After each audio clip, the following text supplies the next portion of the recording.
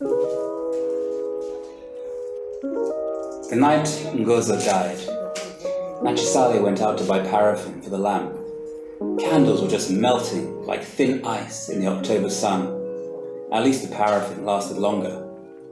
She asked the Burundian grocer to write the bill in Ngozo's account book, the one where all his bills were written since he got sick. The sickness had drained all their savings, not that they had much. Just a little savings from Nachisale's vegetable sales and a little more from the money Ngozo saved for fertilizer for the next tobacco season.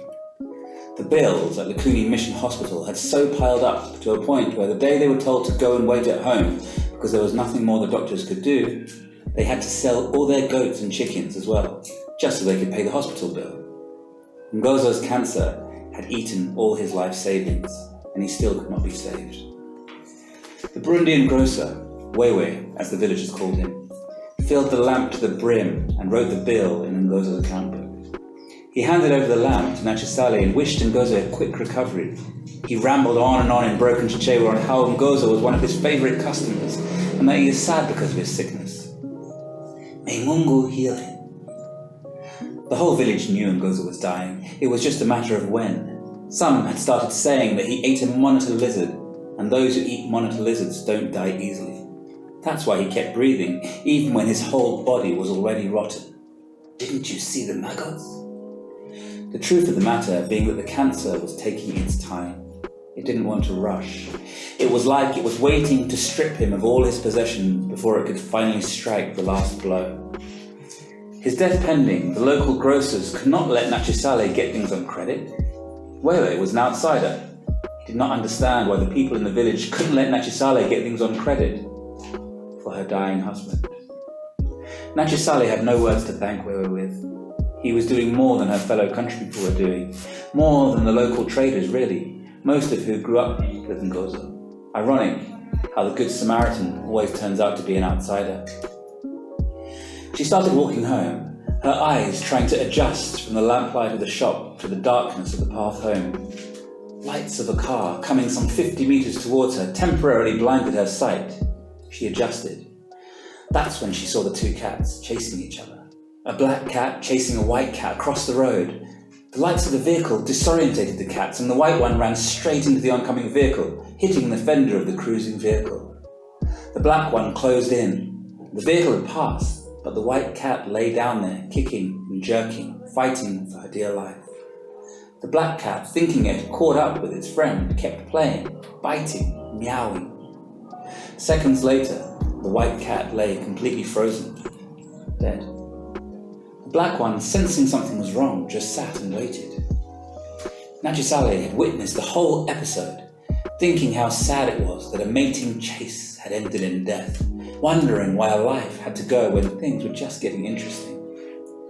She started pacing faster towards home. She had left Ngozo alone, and he might need water, or maybe he needs a change of diapers. Darkness was as thick as tar. The only lights she saw were those from the kitchens of the other villagers along the road. She regretted not asking Wewe to light her lamp so she could use the light to see her way home. You never know what could be lurking in this pitch darkness.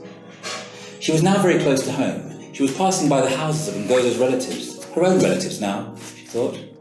She had stayed here among Ngozo's people far more than she had stayed at her own home, over 30 years now. She only went to Mbela to visit her own people during weddings, funerals and other emergencies. Kasisi had become her home. Their children were born and grew up in Kasisi. Ngozo had paid Chiongo during her wedding, which meant Nachisale had to go for Chitengwa. All her 3 daughters were living in their respective husbands' homes. Their firstborn son had left the village to work in town, and their lastborn son was there with them. He was a hydrocephalus, and his growth had been stunted. He was 18, but he had the body of a 10-year-old. Ngozo's sickness meant she had to take care of 2 patients now. The first thing she noticed when she stepped on the veranda of her grass-thatched house was the absence of any sound. Neither Ngozo's painful groans nor his snoring when he was sleeping. Diwa, the last-born, always slept like a dead log. She went straight to check on Ngozo, who had been moved out of the bedroom since he returned from the hospital and was lying on a mattress in the sitting room to make it easy for the regular visitors and the prayer warriors who were always promising a healing to see him. Ngozo, Mukungona? She inquired if Ngozo was sleeping. There was silence. She knelt down and felt his skin. It was cold. She held his hand. It was limp. Then she remembered the dead cat, and her piercing wail was heard across the village. The relatives who had been anticipating this cry since Ngozo was sent back from the hospital came rushing in numbers. The women held Nachisale and restrained her from crying until the chief confirmed that Ngozo was dead. Tukoza Kubuma. The chief commanded the villagers to start the ceremonial mourning, and mai wawais were heard all throughout the village. Messages were sent to the children and relatives, and they flocked in large numbers from all over to mourn and bury Ngozo, a father, a husband, a relative, a friend. Those numbers had to be fed. Nachisale did not harvest much that year. Having spent most of the time in hospitals with Ngozo, the weeds devoured their maize crop. They had some 5 bags of maize which were offered for shelling so the people could feast on Ngozo's funeral. She did not want anyone taunting her that they ate nothing. She knew the humiliation that comes with failing to feed the people who come to bury your deceased. She had to fulfill their impossible demands. The gravediggers, the chiefs, and the church people had demanded tea with bread and sima with meat, each group for their own various reasons. The gravediggers claiming that digging is the most important job at the funeral and they deserve good food.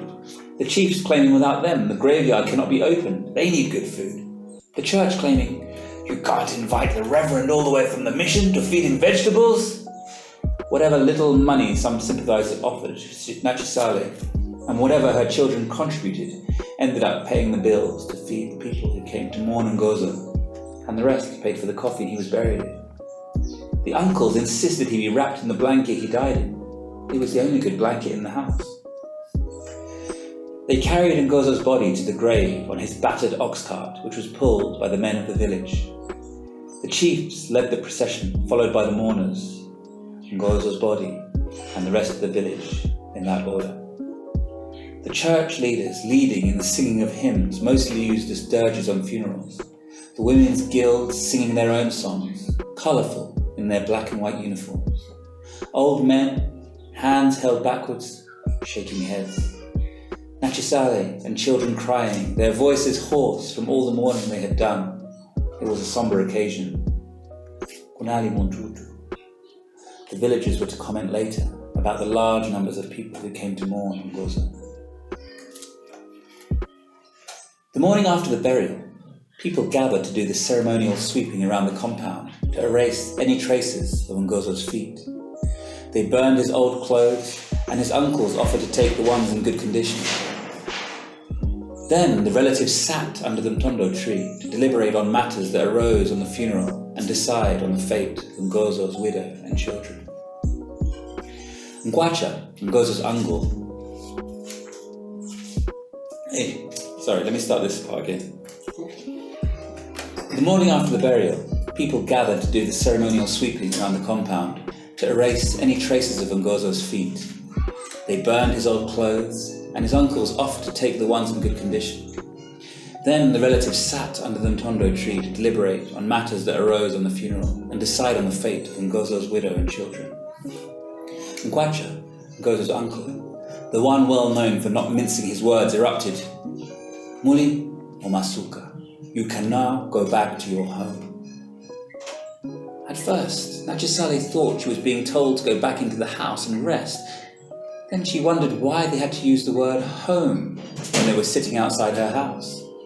That's when it dawned on her that they were telling her to pack her things and go back where she came from. A murmur went around among the relatives sitting in the compound. Chitsanzo, Ngozo's son from town, stood up to ask what that meant, but before he could open his mouth, he was told to sit down. You don't have any respect for elders, do you? This is not your home. You children of Mtengwa, your home is your mother's place at Mbela. Take a look at me, Nachisale spoke. I came here at the age of 16. All my children were born here, and for over 30 years I only went to Mbela to visit. I don't even have a house there. Where am I going to stay? Everyone started speaking at the same time and there was chaos. Silence! Ngozo's uncle sashed this chaos. Silence! Ngozo's uncle shushed the chaos. You said you came here over 30 years ago. Who did you follow? isn't the one whom you followed lying dead in that grave? Silence. So, what will you be doing here? As he was speaking, one of Ngozo's sisters had entered Nachisale's house. She came out with the lamp, lit it in broad daylight. Nachisale saw it and immediately understood what was going to happen. She started mourning Ngozo again. Maybe she can't see her way home. Maybe she can't find it. Here is a lamp to guide your feet. Go! Ngozo's uncle lit his lighter and shouted, Go! Here is the way! Leave! And men and women, Ngozo's relatives, went around the compound and came back, some with torches, some with burning wood. Leave! Here is the way! Go! They kept shouting, showing her the way to Mbela, the village she left over 30 years before to follow her husband. Nachisale's uncle had been silently observing what was happening. They could not do anything, and besides, it was their culture. The wife and the children are worthless as soon as the husband and father dies. The relatives share the loot of the deceased estate. They urged Nachisale and the children to leave the village that had become their home. And as they walked past the grave, they looked at the fresh mound under which Ngozo lay and mourned a great wail that was heard across the village. Mai wawae!